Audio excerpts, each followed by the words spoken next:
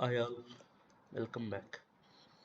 ఈ వీడియోలో మనం నందమూరి బాలకృష్ణ గారికి నంది అవార్డ్స్ తీసుకొచ్చిన మూవీస్ లిస్ట్ చూద్దాం. ఆయనకి మొట్టమొదటిగా నంది అవార్డ్ 2001 సంవత్సరంలో నరసింహనాయుడు మూవీకి గాను వచ్చింది.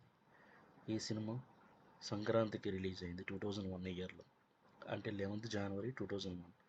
ఈ సినిమాకి బి గోపాల్ డైరెక్షన్.